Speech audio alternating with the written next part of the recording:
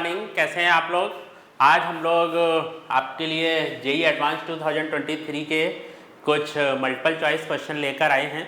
तो maths paper 1 है, तो जिसमें कि क्वेश्चन नंबर हमारा फर्स्ट क्या है, कहता है, तो ये हमारे पास क्वेश्चन है, कहता है let S be the S एक हमारे पास कोई सेट है, वो इस तरह का सेट है जिसकी डोमेन, ये डोमेन है आपके पास, ठीक है, और ये आपके पास उस फंक्शन की क्या है, कोडोमेन है। तो S हमारे पास कोई सेट है, open interval 0,1, 1,2 and 2,3 and 3,4 and second जो कोडोमेन का जो सेट है उसके अंदर ओनली 4 एलिमेंट्स हैं। क्या है, 0, 1, 2, 3, ठीक है। Then which of the following statement are true. First option है there are infinitely many functions from S to T। तो ये एक हमारे पास सेट है यहाँ पर, तो ये एक हमारे पास सेट है, इसके ऊपर ये आपका आ जाएगा 0, ये आपका हो गया 1, ये आपका 2 एंड 3 एंड 4। तो ये हमारे डोमेन के एलिमेंट्स हो गए। डोमेन के एलिमेंट्स आपके यहाँ से यहाँ तक का हैं, 0 से लेकर 1 तक, 1 से लेकर ओपन इंटरवल में 1 से 2 एंड 3 से 4, ये आपके सब डोमेन के एलिमेंट्स हैं, ठीक है। अब हमने जो मैपिंग डिफाइन की है, तो ये हमारे पास कोडोमेन के एलिमेंट्स हैं। तो कोडोमेन के एलिमेंट आपके पास क्या आ जाएंगे, एक आपका क्या आ जाएगा, 0 आ जाएगा, ये आपका 0 हो गया, ये आपका 1 हो गया, इधर आपका 2 हो गया, और ये आपके डोमेन में आपके पास कोडोमेन में, इसके कोडोमेन में आपके पास टोटल 4 एलिमेंट है, 0, 1, 2, 3, ठीक है। तो कहता है there are infinitely many function from S to T। तो अगर हमारे पास ये सेट है 0 से लेकर 1 तक में, तो इस सेट, इस ओपन इंटरवल 0 to 1 के बीच में आपके पास कितने एलिमेंट्स होंगे, इनफाइनाइट एलिमेंट्स होंगे। तो इनफाइनाइट एलिमेंट्स होंगे, तो जब भी आप क्या करेंगे, कोई फंक्शन लेंगे, जैसे फॉर एग्जांपल आपने एक मैपिंग डिफाइन की, f ऑफ 0.1 की आपने इमेज क्या ले ली, 0 ले ली, f ऑफ 0.2 की इमेज आपने क्या ले ली, 1 ले ली, एंड f ऑफ 0.3 की जो इमेज है आपने क्या ले ली, 2, एंड f ऑफ 0.4 की इमेज आपने ले ली 3। और आपको ये पता है कि कोई भी ओपन इंटरवल है उसमें ये टोटल कितने एलिमेंट्स होते हैं, इनफाइनाइट एलिमेंट हो सकते हैं। हम इस तरह से भी ले सकते हैं, f ऑफ 0.11 की जो इमेज होगी वो 1 ले लो, f ऑफ 0.12 की इमेज, ये प्रोसीजर हम हमेशा कंटिन्यू कर सकते हैं। इसी तरह से यहाँ पर हमने 0 से 1 के बीच में डिफाइन किया, 1 से 2 के बीच में डिफाइन किया। हम इनफाइनाइट फंक्शंस हम क्या कर सकते हैं, डिफाइन कर सकते हैं। ये जितने भी फंक्शंस होंगे, कैसे फंक्शंस होंगे, मैनी वन फंक्शंस होंगे, ठीक है, क्योंकि बहुत सारे एलिमेंट्स की जो इमेज है या तो 0 के ऊपर जाएगी, या 1 के ऊपर जाएगी, या 2 के ऊपर जाएगी, 3 के ऊपर जाएगी। तो हमारा अगर हम इस तरह से देखते हैं, तो ये हमारा जो इसका फर्स्ट ऑप्शन है वो हमारा कैसा है, करेक्ट है। फिर वो बोलता है there are infinitely many strictly increasing function from S to T। तो अगर हम इस फंक्शन की बात करें, तो स्ट्रिक्टली फंक्शन में होता क्या है, इनफाइनाइटली मैनी की, जैसे ही हम कोई डोमेन से एक एलिमेंट ले, तो उसकी हर रेंज में जो भी एलिमेंट्स आए वो क्या होते जाएं, ग्रेटर होते जाएं। तो फॉर एग्जांपल हमने एक मैपिंग डिफाइन की कि f ऑफ 0 की जो इमेज है हमारी कितनी हो गई, f ऑफ 0.1 की इमेज हमारी हो गई 0, f ऑफ 0.1 की इमेज ये हो गई। ये मैपिंग हम लोगों ने डिफाइन की 0.1 से लेकर यहाँ तक। तो हमने सब क्या किया, सारे एलिमेंट्स ले लिए। लेकिन अब इसकी जो कोडोमेन है, इसमें टोटल जो एलिमेंट्स हैं वो कितने एलिमेंट्स हैं आपके, 4 एलिमेंट हैं। तो अब हम जो नेक्स्ट एलिमेंट लेंगे, तो उसकी जो इमेज हमारी आएगी, f ऑफ 0.5 की जो इमेज है वो क्या होनी चाहिए, 3 से बड़ी होनी चाहिए। और अगर हम ऐसा करेंगे नहीं, अगर फॉर एग्जांपल हमने f ऑफ 0.5 की वैल्यू ले ली, 0 ले ली फॉर एग्जांपल, तो ये फंक्शन क्या होगा, स्ट्रिक्टली इंक्रीजिंग होगा नहीं। और अगर हम 3 से ग्रेटर वैल्यू हमारे पास है नहीं, तो इसमें क्या होगा, यहाँ पर हम इस तरह से कोई फंक्शन डिफाइन नहीं कर सकते, क्योंकि जो इसकी कोडोमेन है उसमें केवल 4 एलिमेंट्स हैं, ठीक है। फिर इसके बाद क्या कहता है, कहता है the number of continuous function from this. तो हमने क्या किया, पहला कंटिन्यूअस फंक्शन है, अगर कितने हम कंटिन्यूअस फंक्शंस हम डिफाइन कर सकते हैं। तो अगर हमारे पास x की वैल्यू 0 से ओपन इंटरवल 0 से 1 के बीच में होगी, तो fx की वैल्यू क्या क्या ले सकते हैं हम लोग, एफ ऑफ एक्स ले सकता है 0 ले सकता है 1 ले सकता है 2 ले सकता है या 3 ले सकता है, सबके बीच में और है, इनमें से कोई भी एक वैल्यू क्या कर सकता है वो ले सकता है। तो अब इस तरह से फॉर दिस रीजन के लिए जब x की वैल्यू 0 से 1 के बीच में होगी तो fx के पास कितने ऑप्शंस होंगे, टोटल 4 ऑप्शंस होंगे। सिमिलरली अगर व्हेन x बिलोंग करता है ओपन इंटरवल 1 से 2 के बीच में, then again fx can take 0 और 1 और 2 और 3। तो इसलिए यहाँ पर भी टोटल इसके कितने ऑप्शंस बनेंगे, आपके टोटल 4 ऑप्शंस बनेंगे। फिर इसके बाद अगर हम बात करें तो सिमिलरली x बिलोंग करता है किसमें, ओपन इंटरवल 2, 3, 4 में। तो जब यहाँ पर बिलोंग करेगा again f of x has 4 options, तो टोटल यहाँ पर भी इतने। तो अगर हम हर उसमें इंटरवल में बात करें तो इस इंटरवल में मतलब फंक्शन हमारा या तो 0 ले सकता है या 1 ले सकता है या 2 ले सकता है या 3 ले सकता है। सिमिलरली इस इंटरवल में भी आपका 0 हो सकता है, 1 हो सकता है, 2 हो सकता है एंड आपका ये 4 हो सकता है। इस तरह से हम डिफाइन कर सकते हैं। तो टोटल पीएनसी के हिसाब से हम लोग टोटल कितने नंबर ऑफ फंक्शंस डिफाइन कर सकते हैं, 64 फंक्शंस हम इसमें डिफाइन कर सकते हैं।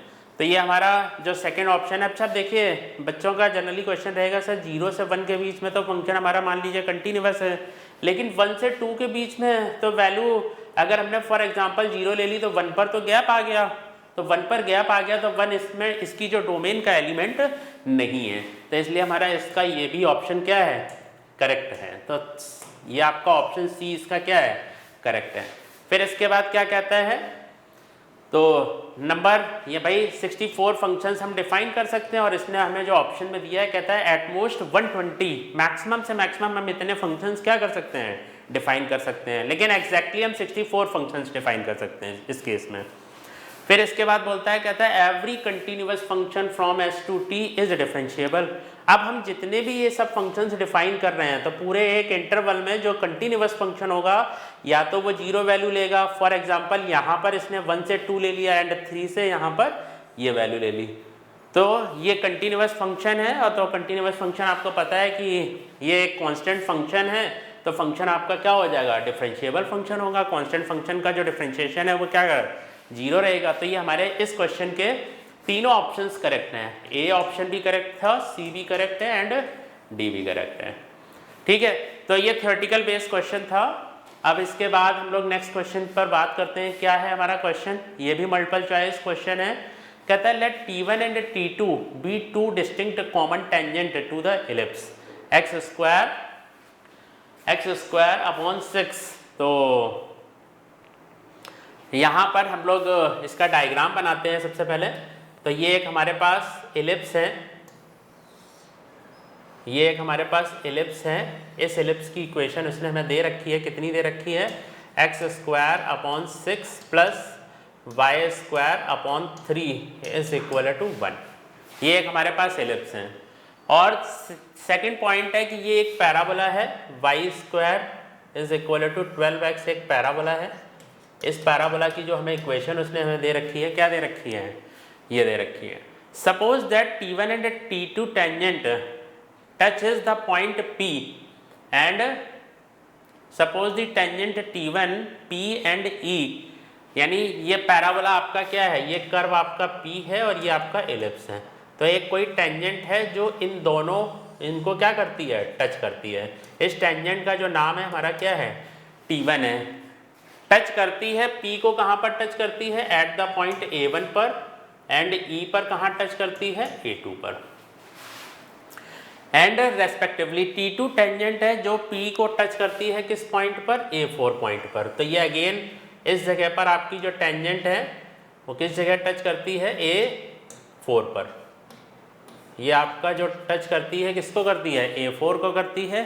और यहाँ पर जो टचिंग पॉइंट है हमारा ये क्या है आपका, A3 है। इलिप्स पर इस जगह पर टच करती है। Then which of the following is this, हमें ये सारी चीज़ें फाइंड आउट करनी है। तो ये हमारे पास 4 ऑप्शंस हैं।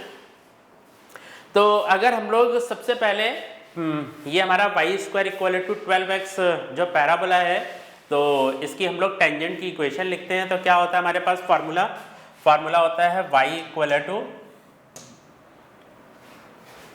y इक्वल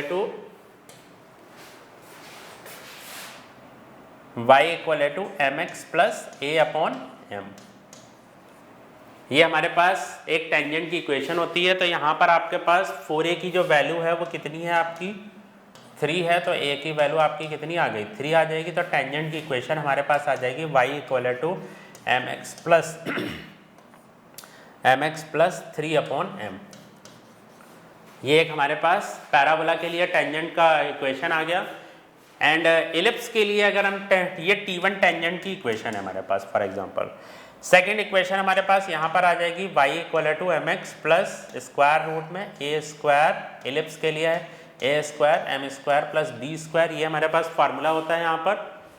तो दिस इज इक्वल टू क्या आ जाएगा y equal to mx plus under root में a स्क्वायर की वैल्यू आपकी कितनी है 6, m स्क्वायर और b स्क्वायर की वैल्यू कितनी है 3 है। तो ये जो दोनों टेंजेंट है ये किसकी इक्वेशन है टेंजेंट्स की इक्वेशन है। हमने एज्यूम कर ली कि T1 की इक्वेशन है ये दोनों टेंजेंट। तो अगर ये एक है इक्वेशन है तो ये दोनों आपस में क्या होंगे इक्वल होंगे। 3 upon m is equal to under root 6m square plus 3। तो ये आपके पास आ जाएगा 9m square 9 upon m square is equal to 6m square plus 3। ठीक है। तो अब हमें इस इक्वेशन को सॉल्व करके हम लोग क्या करेंगे m की वैल्यू फाइंड आउट करेंगे। तो हमारी m की वैल्यू क्या आ जाएगी इस जगह पर, यहाँ पर आपकी जो m की वैल्यू आ जाएगी तो m स्क्वायर को हम लोगों ने t एज्यूम कर लिया तो ये आ जाएगा 9 is equal to 6t square. ये m स्क्वायर को हम लोगों ने क्या किया t एज्यूम कर लिया तो 6t plus t square plus 3t। तो 6t square plus 3t minus 9 is equal to 0। तो ये आपका 54 हो गया। तो इसमें आपके 9 और 6 फैक्टर्स आ जाएंगे तो 6t square plus 6t square में माइनस का 54 तो 9t और minus 3t minus 9 is equal to 0। तो ये आपने क्या किया 3t कॉमन ले लिया तो ये आ जाएगा 2t प्लस 3 और माइनस 1 कॉमन लिया तो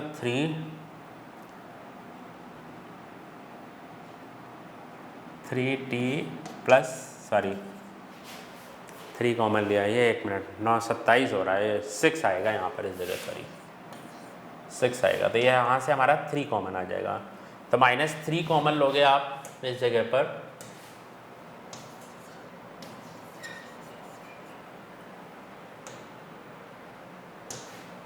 तो ये आपके पास आ जाएगा 6t। तो -3 हमने कॉमन लिया तो अंदर बचा हमारा 2t और प्लस 3। तो यहाँ से हमारे पास इसकी t की वैल्यू एक तो आ जाएगी क्या 1 आ जाएगी और -2 अपॉन 3 आ जाएगा। तो दिस इज इक्वल टू किसके हैं m स्क्वायर के। तो m की हमारी तो वैल्यू आ जाएंगी प्लस माइनस 1 आ जाएगी। ठीक है।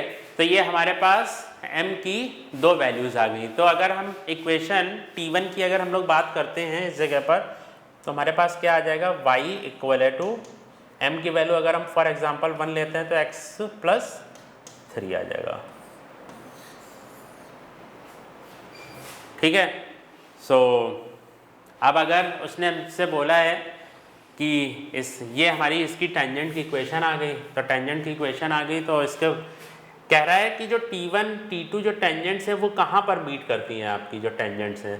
तो अगर हम इसमें y इक्वल टू इस जगह पर इस पॉइंट पर आपके पास ये जो वैल्यू है वो कितनी हो जाएगी y की वैल्यू यहाँ पर 0 आ जाएगी तो x की वैल्यू क्या आ जाएगी -3 आ जाएगी। एक ऑप्शन में तो ये है और दूसरा अगर हम लेते हैं तो y equal to -x plus 3। तो ये हमारे पास इसमें ऑप्शन बनेगा नहीं क्योंकि इसमें हमारे पास 3,0 पर तो ये है नहीं हमारे पास। ठीक है ना। तो ये जो टेंजेंट है अगर हम इस जगह पर बात करें तो हमारा ये जो टेंजेंट जो मीट कर रही है आपकी ये कहाँ पे मीट कर रही है, ये वाला ऑप्शन आपका करेक्ट है। थर्ड ऑप्शन इसका करेक्ट है। टेंजेंट T1 एंड T2 तो ये इन पॉइंट्स के कोऑर्डिनेट्स आ गए -3,0 आ गया। ये हमारा इस टेंजेंट का ये हो गया। ठीक है, -3,0। और ये हमारा सेकेंड ऑप्शन इसका जो है वो गलत है। अब वो क्या कह रहा है, the area of the quadrilateral formed by this, एक हमारा क्वाड्रिलेटरल ये फॉर्म होना है। कह रहा है कि सर आप इस वाले क्वाड्रिलेटरल का क्या करिए, एरिया फाइंड आउट करें। तो अगर हम लोग इस जगह पर देखें, अगर हमारे पास इस पॉइंट के कोऑर्डिनेट्स -3,0 हैं, ठीक है, तो इसकी कॉर्ड की इक्वेशन हम फाइंड आउट कर सकते हैं। तो इस कॉर्ड की इक्वेशन हमारी क्या आ जाएगी, ये एलिप्स के केस में है तो t इक्वल टू क्या आ जाएगी, 0 आ जाएगी। तो अगर हम इस जगह पर इसकी कॉर्ड की इक्वेशन लिखेंगे तो क्या आ जाएगी हमारी कॉर्ड की इक्वेशन, ये जो हमारी कॉर्ड की इक्वेशन आ जाएगी, ये पॉइंट है हमारे पास, एक बार एलिप्स की इक्वेशन लिख देते हैं, x² + y² / 3 is equal to -1, और -3,0 से हम लोग बात कर रहे हैं यहाँ पर। तो क्या आ जाएगी, कॉर्ड की इक्वेशन का हमारा फार्मूला होता है x/(x1) a² + y - y1, this is equal to t equal to 0। तो this is equal to -1 equal to 0। तो ये आपका आ जाएगा क्या, -3x अपॉन a की वैल्यू 6 + 0/3 इज -1 इक्वल टू 0। तो इसको जब आप सॉल्व करेंगे तो -3x इज इक्वल टू 6 आ जाएगा। तो x की वैल्यू हमारी कितनी आ जाएगी, -2 आ जाएगी यहाँ पर, ठीक है। तो ये हमारे पास इस पॉइंट की इस जगह पर x की वैल्यू क्या आ जाएगी, -2 आ जाएगी। तो अब आप क्या करेंगे, x इक्वल टू -2 यहाँ पर आप लोग पुट कर दीजिए। तो ये हमें इस जगह का ये x इक्वल टू आपके पास -3 आ गया, हमें उस पॉइंट के कोऑर्डिनेट्स मिल जाएंगे। तो ये आपका आ जाएगा कितना, 4/6 + y² / 3 इज इक्वल टू 1। तो y²/3 इज इक्वल टू 1 - 2/3, ठीक है। 2 से कैंसिल हो गया तो ये 1/3 हो गया। तो y इज इक्वल टू आपका कितना आ जाएगा, +-1। तो ये हमारे इस पॉइंट के जो कोऑर्डिनेट्स हैं, इस पॉइंट के कोऑर्डिनेट्स आ जाएंगे -2, 1 और -2, 1 आ जाएगा। इसी तरह से अब हम लोग क्या करेंगे, पैराबोला के लिए निकाल देंगे। तो पैराबोला के लिए क्या हमारे पास इक्वेशन है, y² इक्वल टू 12x। ये हमारी पैराबोला की इक्वेशन है, y² is equal to 12x। तो इसके लिए कॉर्ड ऑफ कॉन्टैक्ट की इक्वेशन हमारी क्या आ जाएगी, ये भी कॉर्ड ऑफ कॉन्टैक्ट है, ठीक है, ठीक है। कॉर्ड ऑफ कॉन्टैक्ट हमारे पास क्या आ जाएगा, y1 is equal to 6 × x + x1, ठीक है। और ये भी हमारे अगेन इसी पॉइंट से पास हो रही है, -3,0 से पास हो रही है, तो 0 आ जाएगा। और this is equal to 6 × x - 3। तो यहाँ से हमारे पास x की वैल्यू कितनी आ जाएगी, 3 आ जाएगी। ये आप वैल्यू पुट कर देंगे तो y² इज इक्वल टू कितना आ जाएगा, 36 आ जाएगा। तो y की वैल्यू हमारी आ जाएगी +-6 आ जाएगी। तो हमें इस पॉइंट के क्या कोऑर्डिनेट्स मिल गए, हमारे इस पॉइंट्स के हमारे कोऑर्डिनेट्स हो गए 3,6 और 3,-6।